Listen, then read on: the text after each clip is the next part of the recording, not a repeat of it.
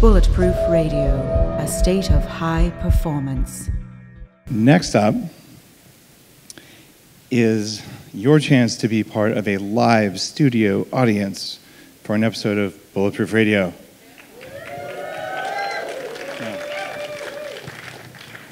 Now, from an audio engineering perspective, I have to say this, because I have this microphone. You're listening to Bulletproof Radio with Dave Asprey. All right.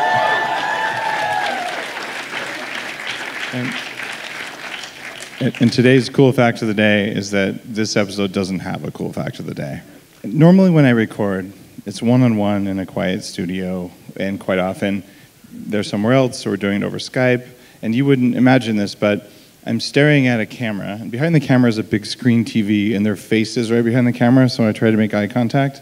And I'm guessing most of you listen but don't watch, right? How many of you watch the videos? You guys are real fans, all right.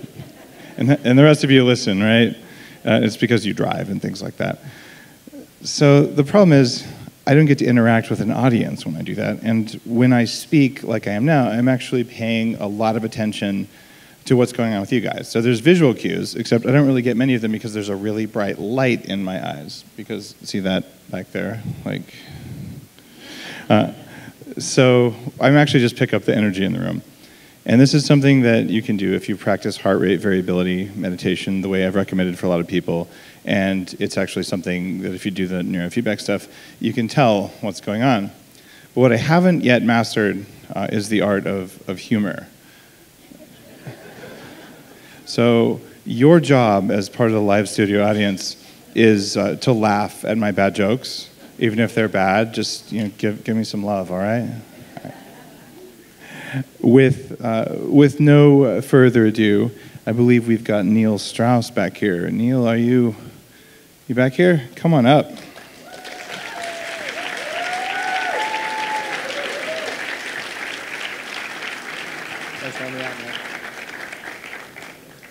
I'm really happy that you could make it because I'm a fan. I mean, your first, I don't know if it was your first book, but one of your first books, Emergency, inspired me to know Santa Monica in a way that I didn't know. That's awesome. I know where you're going with this. I read Emergency and was like, this guy has gone through this odyssey of just learning about things that frankly made you afraid. Yes. Which was really cool. And one of the things you did is you said, well, I decided that I would do urban escape and survival training where they handcuff you and teach you to pick locks and escape from trunks and get kidnapped. And I mean, what sane person wouldn't want to do that, right? That's not what my friends told me. Yeah. So I said, I have to go do this. And I signed up for the training. And it was in Santa Monica.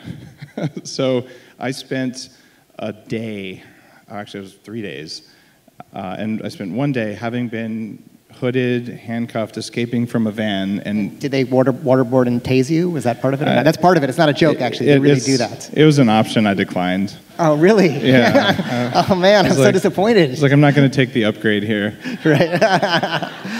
Because you respond differently under stress. The idea is... I thought it was stressful enough without the waterboarding. True. And I don't have a problem with being handcuffed and hooded. That's actually part... Never mind.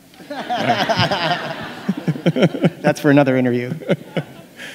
But I found it really stressful to be like hunted by bounty hunters, even though I'm like in Santa Monica. And one of the highlights of this experience was I'd hidden a little costume. So I put on like this red beanie and a fake ponytail and like dorky glasses. And I carried a cigarette, and I walked down the outdoor mall in Santa Monica where no one would ever do that, like I'm jonesing, and I'm like, and people would make this wide circle around me, because like that guy seriously needs like a needle in his arm. And this little girl walks up to me and goes, hi, and I'm like, damn it, she can see right through me. Like, she's not judging me. And then I walk past 3 of the bounty hunters, and they totally can't see me. I'm like, I'm invisible. That's awesome. This course, by the way, it's amazing because you learn so much. There's other layers to the world we're living in, and there's the idea of being the invisible man or woman, which is if you walk around maybe we would go around and say construction helmet, clipboard, look like you're working, people just ignore you or looking like a junkie. And there's all these different strata of the world. And when Dave was talking about how he hid his costume, what that means is the night before you go and create a cache, which is you hide your stuff somewhere out in the world where no one will take it, but in a public area. When you go to hide your cache, you find other caches of homeless people and addicts and other people who've hidden their stuff within the city. So there are all these layers of reality that we're walking past and not seeing. It's fascinating. And the reason why we did this is not just because it's fun. It's easy to feel like it is fun. And maybe that's why you did it. But I also did it because it's also facing your fears, but also like we're living in a very scary political time. Is that safe to say? Fuck yeah, right? My dad's lived through World War II, the Cold War, all that. He's like, now is the scariest time in history. And you got two choices, which is like you can be a victim and be in fear, or you can say, well, I can be as self-sufficient as I can and learn everything I can and feel a little bit like you have some options and control, and you can seek to understand and build a skill set so that, unless you're at ground zero, you can take care of yourself and take care of your family and take care of your loved ones. That wasn't why I went. I just thought it'd be fun. Exactly. No, it's fun, because there's two different kinds of survivalism, and I know this is probably not the main point of the talk, we'll but talk about a lot. There's like survivalism out of fear, which is going to live off the grid and build a bunker and stock up, but then you've missed living out in the world. Then there's another kind, and I always ask myself, like, can it still add to my life? Learning to do these things are additive and not retreating. Well, pushing your boundaries like that is really important, and it felt really odd, like kind of a bit of like loneliness, like they're out to get me sort of stuff. Reminded me of some sort of like high school, and and it was really it triggered a lot of stuff, which was cool because that's what I wanted it to do. And I'd do other things like fast in a cave all by myself in the desert for 4 days. Well, that was hunger and loneliness. Let's like pair those up and double down. Things like that, to see what you're made of. Let me ask you a question. What's your biggest fear right now that you don't want to face? Like, what's something that would really take you outside your comfort zone? And you guys can think of this for yourselves too. This is going to sound really egotistical, but insignificance. No. I hacked that shit. Like, I do not, if I find a fear, I go in with neurofeedback and I erase it. Like it's a core part of what I do. So if I dig really deep, like core fears, You're cool? You'll like live off Doritos and soda for like a month? I used to have a serious fear about that. Would you do that now? I had to spend 2 days removing that fear. Because one of my biggest fears was actually like going back to being like unable to control my energy, right? And now I'm like, if it happens, it happens. Like I'm not going to die, or maybe I'll die, whatever. But like even that, I don't buy the no fear thing. Like, yeah. So would you shoot up heroin? Actually, if it was pharmaceutical grade, I would use it 3 times a week for what was a used needle from somebody outside? I would choose not to do it. But would I choose out of fear, or would I have like a visceral thing? Like I literally seek them out, create the worst case possible, and then change my mental state to associate the positive state with that until I'm at a level thing. Like being non-reactive there has allowed me to be grounded and present at times when I would have been like, frankly, beating the crap out of someone earlier in my life. Or would you drive on the freeway like the 101 blindfolded and just trust your intuition? I mean, the thing is, there's no absolutes when we say we're not afraid or we're always happy. You know what I mean? But fear is an emotion, and then just doing stupid shit is not an emotion. Right? I bet there's some people who could do that. I would love to learn how to do that, but I probably won't. Right. Cool.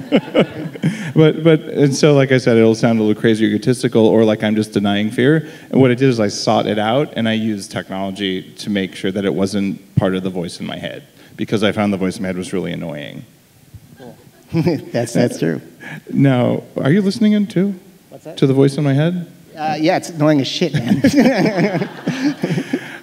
So I read the voice in your head is telling you right now, dude, you got a lot of shit to face. It's like, but we get like it's just interesting. Or even like think about what somebody would you really go to war right now and and fight for. There's a lot of things, and again, I'll let go of it. Sure. But I just don't buy that there's not. You know what I mean? I just don't buy it. I would like to find anything that you could measure as triggering like the visceral response to fear, because you can measure fear. You can do it with the EEG.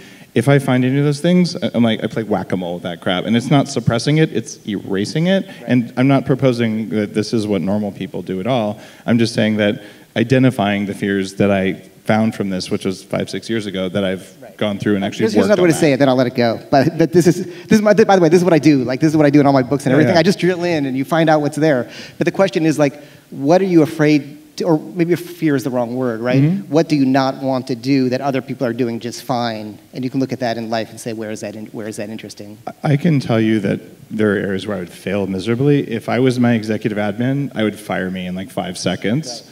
Right. And one of the things that I will not do, and I choose very carefully not to do, is I don't want to waste energy. Like, I want the energy that I put into the world to provide the maximum return. Right. But it's a choice, and I still do dishes sometimes, which isn't maximum return. Right. It just makes me mad.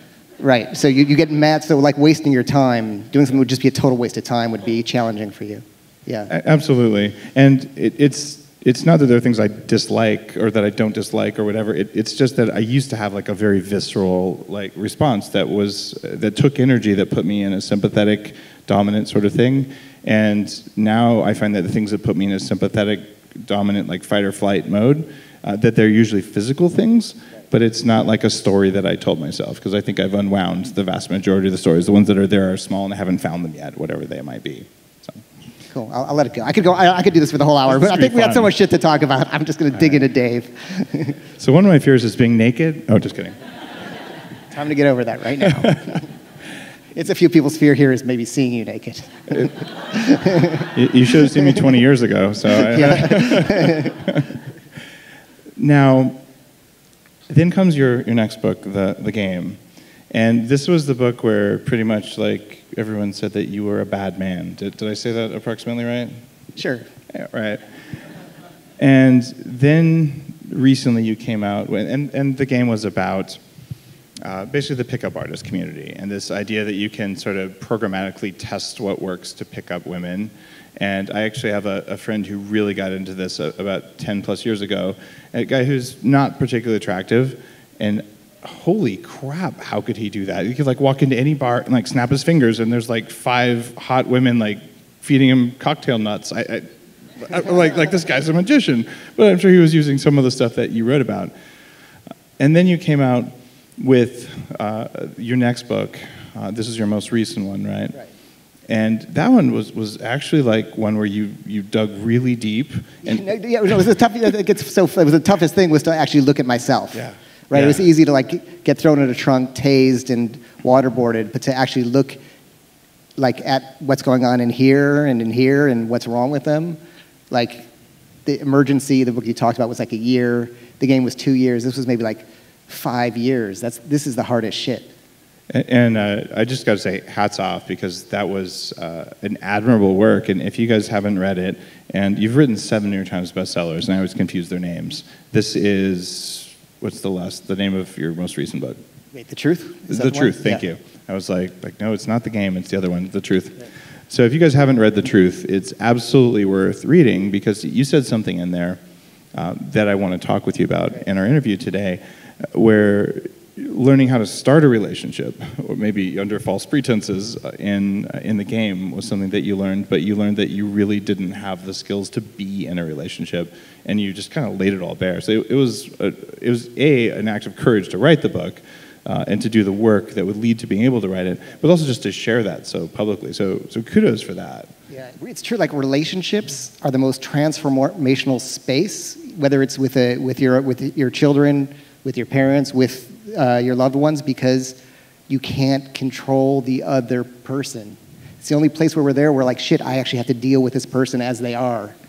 And it's terrifying for most people, you know? And like, and that's where the rub comes in. If you want to know, like, we can even do this with someone in the audience, which is, like, if you want to know what's really going on with someone psychologically, get them and their partner together and see where the rub is, right? Is anyone here brave enough to say, like, what's the biggest issue with their partner? It's such a fun area. we have a supplement for that. It's called Stepford Spouse. It just works. That's what people's dream is. But then it's crazy that people would want that. That's where the fun is. That's where the growth is working that stuff together. There's like relationships. There's these phases in relationships that are so helpful to learn once you understand them. Which is, there's the projection phase, right? Which is like, I meet you and I have this space in my heart and I think you're going to fill it, and I put all these imaginary qualities on you, and I'm not even dating you, I'm just dating this fantasy. And then what happens down the line is the disillusionment phase where you're like, oh wait, you're not what I thought you were, you're actually doing things maybe I don't like or I don't approve of or I can't control. And then people go around and say, oh, I'm disillusioned, they're not who I thought they were. Like, dude, this is the day you met them. This is the day the relationship actually starts. And then what happens is there's a power struggle phase where you try to get them to be who you wanted them to be, and they try to get you who they want you to be. Some couples never get out of that. My parents are still in that. You know? And then either it can resolve in a way where you both actually get to have a real relationship, or you can be in like what I call parallel relationships. It's like, I don't call it, I've read it somewhere. But it's two people in a relationship in the same roof, but like living their own lives. They just sort of aren't together anymore, or a conflict relationship. I just find like it's so fascinating. And every day with my wife, like I love when we have conflict because that's where the growth is. When we're getting along, but if there's conflict, the success of a relationship is in how quickly you can resolve your conflict, right? And really, truly resolve it. So if we're in conflict, it's like, all right, let's see what's going on with us. And we get to resolve it. And sometimes, like in 5 minutes, we'll be laughing hysterically, and it's great. The success is how shortening the time with which you recover fully from a conflict. That's where the success is. It's not if you never have conflict, I'd be worried about you. Do you ever find yourself like poking at her to create conflict just for the joy of it? No, but I find myself resisting the false thought that she is poking at me. Right? What do you mean by resisting the false thought? So let me think of a good example. And let me think of an example. Okay, here's an example. She calls now while we're here in the back, just a minute ago, and she's like, oh, can you stay home with the baby because I want to go do this thing. I'm like, oh, I'm about to go on stage and do a talk with Dave Asprey. That's not what I heard you say. You said, yes, ma'am, yes, ma'am. Yeah, exactly. And then my first thought was like, do you not even know that I'm speaking? Do I not have some support from my own wife? And then I'm like, who the fuck cares, right? So you can get in this belief, like you can just choose your thoughts and your beliefs. And maybe that's an example of me thinking, oh, I could get I can get in the lie that, oh, she doesn't support me, she's not there for me, she doesn't care that I'm speaking. Or I can be like, oh, who really cares, right? Why she's not like working for me. She doesn't have to like know my itinerary. Did I even tell her? I don't know if I did, right? So my question is, so how many people are here in relationships, out of curiosity? So about like, what does that look like? About a third of the room? How many people are like not sure if they're in a relationship? They're kind of like a few people, right? It's that weird thing. Or how many people are sitting with someone but you're not sure if you're in a relationship, so you don't know whether to raise your hand? Over there, right? You two. Like, does she? Like that's a telling moment. Anywhere, any people who are like one person in the couple raise the hand, the other one didn't. You're like, this is, by the way, this is why it's all so fun. Is anyone here who's like never been in a relationship for more than a year? Put your hand up. Yeah, it's so interesting, right? And so those people should couple off. They can be in a great parallel relationship. and because that's like so much programming is around the relationship stuff, all that great attachment theory stuff. So that you guys would obviously be like, super avoidant attachment. It's fascinating. So I recommend for the people who raised your hand, go get in one and see who you are. See where your fears are. I have a question for you guys. How many of you wish that your significant other was here with you tonight and they wouldn't come? Oh, good question. So about like 10, 12 hands up. Yeah. And one of the things that I've noticed, and I want to get your take on this, Neil. Okay. In couples, sometimes when one person starts on a path of self-improvement, spiritual growth, meditation, yoga, heroin, okay, maybe not that, but whatever, like I'm going to do something, and the other person resists and won't come along. It seems like it can drive a wedge. It's funny because I have a friend who's super into your stuff, and he was gone down this path, and his wife doesn't go down this path. And then he's always trying to get her, like, why are you eating that stuff? Why are you letting the kid around those toxic toys? You're poisoning our kid. And like, why, and what happens is the problem isn't that he's doing something she's not. The problem is he thinks he's somehow doing something better than her, and she has to get with the program, and it ends up being both judgmental and belittling. Yeah. So the problem is that you're doing different things. The problem is just because you got into it, whatever way you got into it, you expect your partner to get on board with it and then start to look down on them and judge them if they don't, which makes them want to do it less because they're not doing it for them, they're doing it for you. There's a concept of the spiritual ego, which is actually the hardest ego to crack. And this is the one that says, oh, because I meditate, I'm better than you. And because I'm so ego aware, I'm better than you. And I used this to sell a Prius once. So I wrote an ad for Craigslist, and I wrote, well, I have this Prius, and my psychic told me, this is all true, by the way. It was nominated for Best of Craigslist. It's like, my psychic told me that walking is better for the environment than driving a Prius. So because I love Mother Nature more than you, I'm selling my Prius, whose name is Sunshine. So that would be a crass example of spiritual ego. Yeah. It's amazing how people can do something and not get the message. That's one of the traps of self-improvement in this stuff is you think, oh, because I'm doing this, thus I'm working on myself. But a lot of people, and that's the reason why I asked you that question about fears or the area where you're not comfortable is a lot of people only dig in one area where they feel safe. I know some people who are in a bubble and they really work hard on this one area when over there is where the real growth lies outside their comfort zone.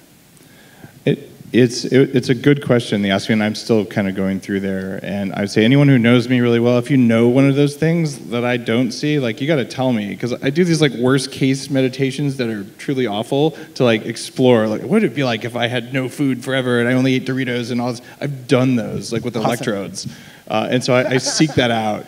But I know it's wasting your time. It's wasting your time. Yeah, because kind of called it out. The whole worry thing, though, it's the stories you tell yourself, and so true. And what I realized is that I have this amazing power of self-deception. And you tell yourself these stories, and they're just not based on reality, like the one you told your wife. Right. Or not you told your wife, but you told yourself about your wife. Oh, she's calling me right now because she doesn't respect my time, or whatever the story was. By the way, my wife clearly doesn't respect my time either, so it's all right. They're together, not respecting us.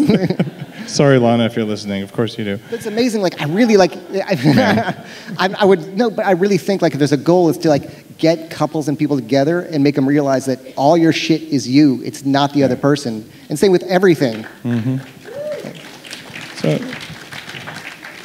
the reason I asked about people who are here and wish your spouse was here, just because you're bulletproof, it doesn't actually make you better than anyone else.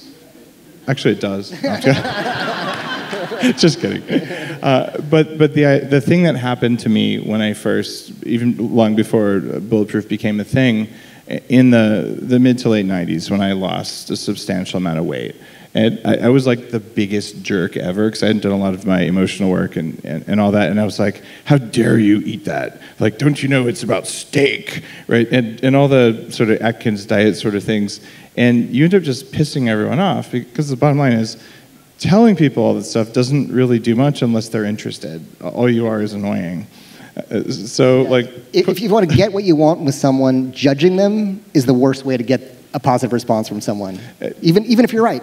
You said it. So what I eventually arrived at is I'm just going to lead by example. And even in my relationship, I've been using nootropics for 20 years. You know how hard it was to get my wife to use nootropics? Good God. She finally did. But it wasn't because I shamed her into it or judged her into it. It was she's maybe I should try this. I'm wow, it only took you 9 years. Awesome sauce, right? Here's what you do if you want your partner to change. First of all, you let go of wanting them to change and accept them as they are. Exactly. Number one. If you don't accept them as they are, dude, break up now. Real. Secondly, is you just be awesome. Just be awesome. Yeah. With me in my relationship, I was doing all this work on myself and the truth and dealing with my family issues and my trauma and all that stuff is she was at some point, she's well, what's going on with you? You used to get mad by this. You're not even upset. I'm that's cool. Yeah. What's going on? So as you start to just be awesome, look better, feel better, do better, behave better, feel, think, breathe better, people they want that. They'll come to you. You'll attract it. But all you have to do is just be awesome, and people will want whatever you have. You don't have to. Once you force it on them, then it's totalitarianism, right? If you don't answer this, you don't have to, but did you come across times in your relationship where your wife is expecting a response from you that was typical and you overcame a trauma or you reached a new level of awesome and the non-reactivity either pissed her off or scared her? Yeah, for sure. There's a thing, by the way, which is really true, especially if you're in like a super dysfunctional relationship, is some people want that response to feel wanted, right? They want you to feel jealous, to get upset, whatever it is, because that's their own issues that makes them feel wanted. But by not responding, but still staying connected, it's the most powerful thing. So absolutely, there were times when it was like. So yeah. how did you handle that? It's so interesting. I love this stuff. I love this stuff. And by the way, no one here has called out their partner yet, so I haven't forgotten that question. You're not off the hook. So she would. I'm trying to. This happened. So she would say the thing, and I would sort of logically just say, "Hey, wait. So you're mad at me for doing this, but this just happened and that just happened. So I'm not sure if that makes sense." And then she'd still get more upset. I'd be like, you know what? You're saying this and this, but we discussed this and that earlier. I don't know. And then she was mad. She stormed out. 10 minutes later, comes back, and this has happened. Is like, you know what? I'm sorry. I was really wrong there. Because I realized by the way, everyone has their own way. There's that saying where there's reactivity, there's a wound. So something you can think about in your own life is where do you react? And react isn't always getting angry. React can be shutting down.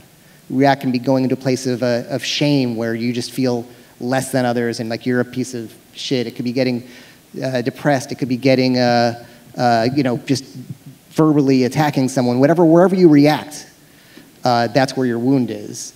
And so by me being non-reactive in that way, she eventually. My point was this: I knew as soon as I react, I become wrong. Even if I'm right, when I react, I become wrong.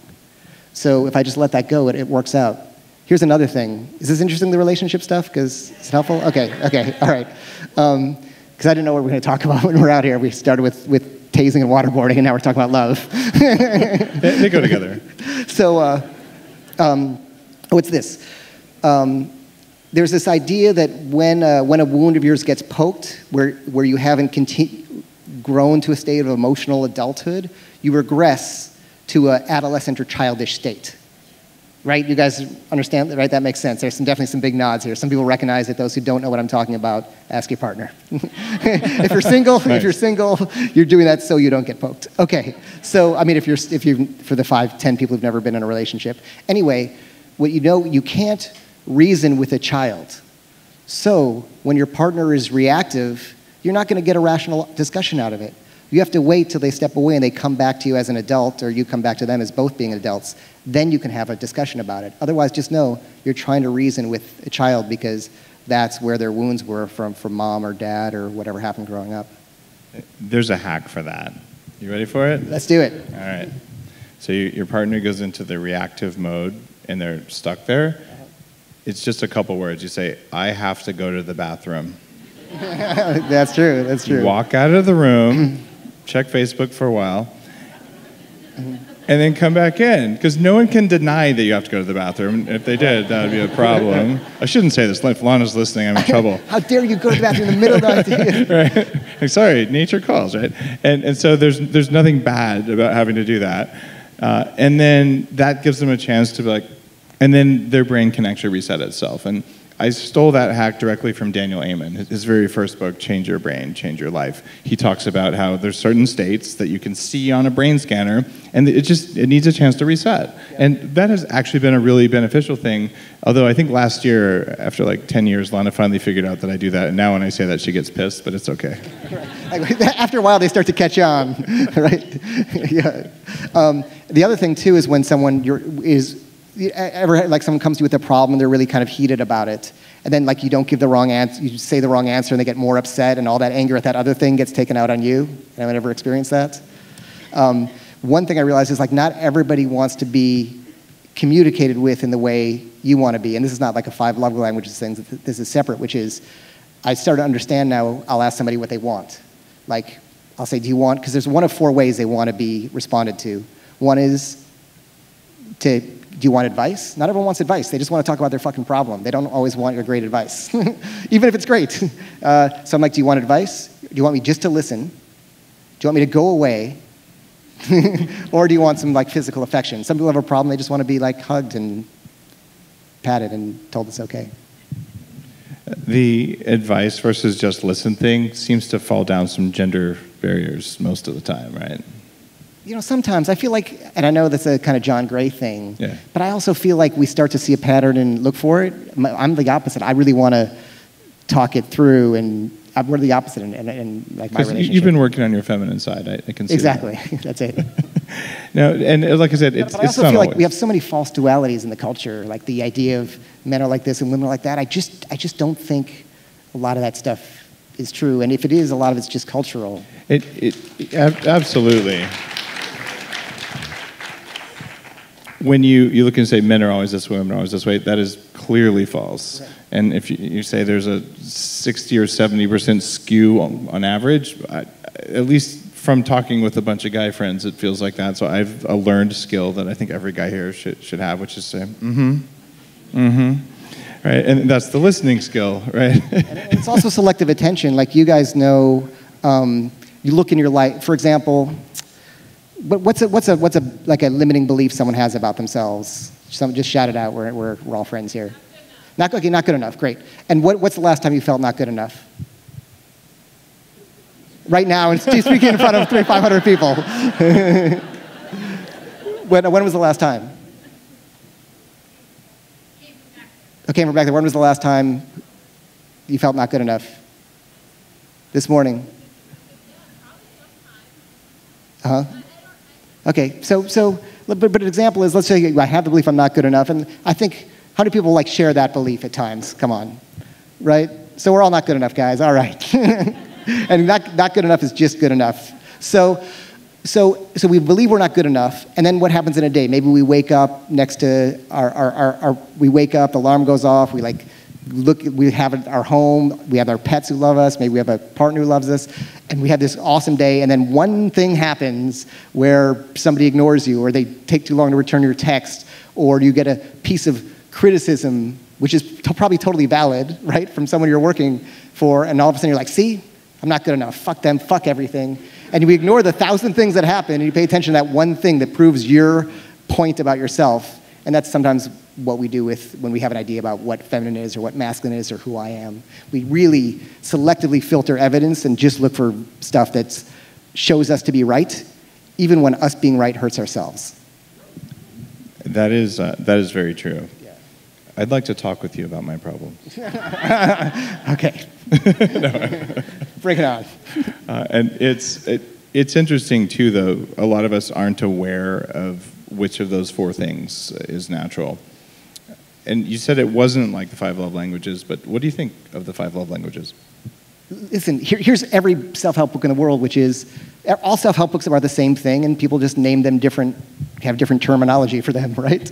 So it's a great way to break things down. If we look at the myriad existence where there really is no separation, and we create these arbitrary categories that are useful, it's great. And those are some arbitrary, useful categories. Whether you're looking at the 4 things you talked about, the 5 love languages, that was a book that actually I found enlightening, maybe because I have a history of having Asperger's syndrome or something. And how many of you have read the 5 love languages? Yeah. And just knowing what your partner's love language is really legitimate. And I went so far as I had all of the Bulletproof employees take the test, and we have this little HR web application thing, and we know your Colby score, which tells us basic things about what your natural instincts to do things are, like how quickly you like to get started, how much information you need to feel safe in making a decision, whether you're good at building stuff or just thinking about stuff, and things like that. And then we put their love language in there. So if you have an employee who really just wants a hug, and you're like, good job, and they don't give a rat's ass about being told they're doing a good job, well, if you know that, it's kind of useful to be supportive and friendly. And in a relationship, that's particularly important. Yeah, no, it's great to know that. And again, I'm doing a project right now where it's kind of crazy, but we're trying to solve a missing persons case of somebody who disappeared like a month ago. And so as we're looking at people's behavior, we're finding that you think, well, if that was me, I would have done X, Y, and Z, and they didn't do that, so thus they're suspicious. But we're like, they're not you. So we assume that, oh, I would have loved a gift, or I would love quality time. Why? And they're not accepting it from me. What's wrong? And we really make this horrible assumption of assuming that everyone thinks like us and responds like us, and they don't. That was definitely a big learning for me. Now, it seems like there's some generational changes here, and we're about the same age. I'm 44, and you're... Yeah, like, I was born like 48. 48, yeah. You were born in 48? Yeah, I was born in 48. So you're 48. So we're similar. And it seems like some of the stuff that you wrote about in The Truth, I mean, there are fundamental relationship tenets there, but it seems like there are some changes for people who are dating with Tinder and able to basically do things that would have been really hard when we were 20 because there wasn't any tech for that. They saw 900 numbers when we were 20. I have no idea. Never used one. I actually registered 1-900-HOT-DAVE, no joke. Did you really? Yeah. No way. Yeah. That's awesome. How'd that work out? It was a long time ago, but it was funny, and I never used it, but it was... That's hilarious. And I own HOT-DAVE. We're going to all go call it now and see if there's still a message of, like, Teenage Dave. And if you go to hotdave.com, it still reroutes to some of my domains, which No is way. ridiculous. The benefits of being early on the That's internet. awesome. How did I get there? Oh, I know what we were talking about. One of the things that I see come up over and over, especially in people under 30 now, is like monogamy is dead. I want to have 6 girlfriends and 2 boyfriends all at the same time. What's your take on that? Cool. Yeah, two things. One is that's another monogamy, non-monogamy, false duality. There's no such thing. I mean, there's no such thing as monogamy or non-monogamy. Like, you just get to be in your... The idea of monogamy is something the Catholic Church made up in the 9th century and has kind of been enforced. But the truth is, this is my belief, is you get into a relationship, you decide with that person what kind of relationship is healthiest for both of you and the relationship, and then you get into that relationship, and if it changes, it changes. Like, it's just crazy how we have this idea that we got to choose this or that and be that way for the rest of our life or identify ourselves as that way. One person agrees. Thank you for that one clap. I heard a... Are we done? So, but I did struggle. I did struggle with it because in The Truth, I really thought, I looked at science and evolution, and we're not supposed to be monogamous. And then I thought, wait, like, can't I just make my own choice? I don't have to let, like, whatever evolutionary science says decide my behavior. I'm just looking. Most people look to, and I hope I'm not offending anyone here, but look to evolutionary stuff to justify something they already believe anyway. Well, there's Sex at Dawn. Chris Ryan was on the show a long time ago. And then there's Sex at Dusk, which is looking at the same data and saying the exact opposite. And we're like... And Sex at Dawn and Chris Friend is an argument. Yeah. It's an argument because he's tired of the other narrative. He's like, check out this other narrative. And the truth is, like, when we're definitely in this, like, post-fact era, what we're starting to realize is that most thoughts and most facts are already there to justify people's pre-existing beliefs and emotions. What I've found is that people who explore non-monogamy generally have to face their relationship issues much earlier in their lives. It's true. It is a big growing, like, what it takes to have a healthy polyamorous relationship, and I've seen a lot of unhealthy ones as well, but to have the unhealthy one is where, like, one person is just entirely controlling. Everybody else is submissive with mommy or daddy issues, and they just live in their trauma bubble.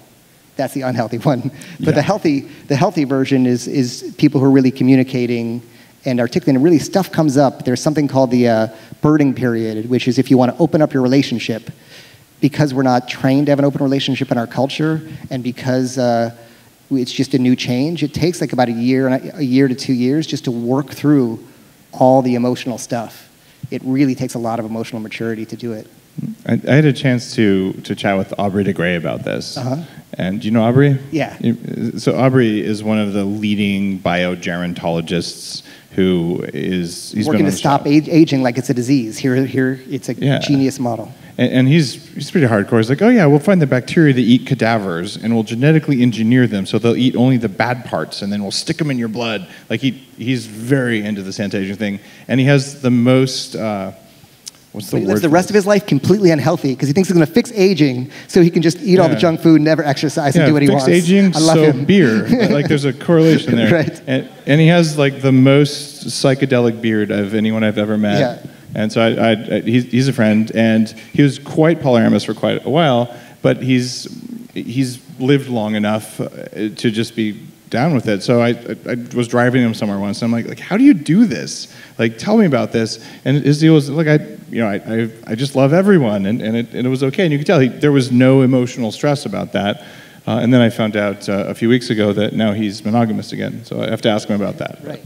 Yeah, it's funny. I tried living with 3 girlfriends when I was trying to see what relationship style was right with me, and we spent the entire half a day processing all the shit that went on. Like, literally, this is why I do the books I do, because you don't know what it's like till you experience it. And I never realized that one of the biggest challenges of polyamory was who gets the front seat of the car. like they'd all line up outside the front and be like, because it's like somebody, it's the craziest shit comes up. That's why I love. Same thing as parenting, right? Yeah, exactly. Yeah, exactly. Sometimes it felt like that. But I also think you were saying about this generational thing. I think that's another. It seems to me that we just have this arbitrary cutoff and call someone Generation X or Y or Z or this. They're arbitrary. But if you look at it, a lot of the attributes are the same. The older generation always feels the younger generation is lazy, not working, having too much sex. It's the same shit, whether it's the lost generation or the slackers or the, what's the generation now? Generation Z, whatever it is. Yeah. But the truth is, millennials, Z is the one beneath them. Anyway, the point is, the tools might change, but we have these ideas that are just false. Like, in fact, people are losing their virginity at later ages now. So we have this crazy idea. It's just people fucking getting old and forgetting what it's like to be young and being afraid of being replaced. There we go. Right? Fear again. Now, I want to ask you the question in the context. I've already asked you the question on the show, the Bulletproof Radio, three most important things for people who want to perform better. So I'm going to tweak it a little bit here. Okay.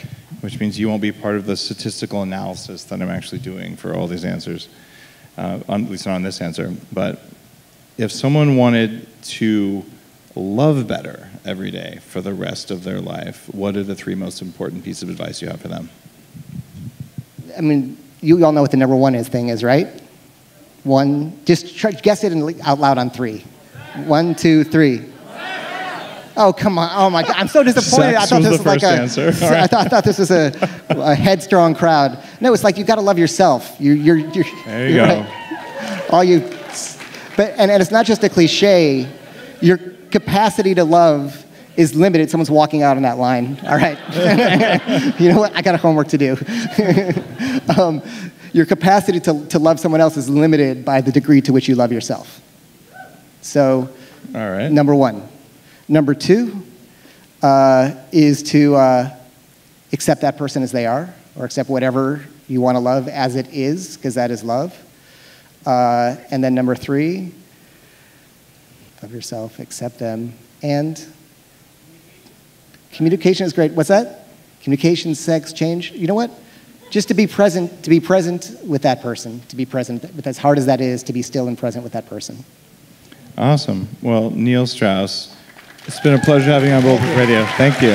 Oh, by the way, I want to point out something, which is this. When I was struggling to think of a thought, and everyone who yelled out that idea to help me, your issue is that you caretake. Your issue is that you want to help others, but so badly that you deprive them the ability to learn and help themselves. Good night, guys. Thank you. Thank you.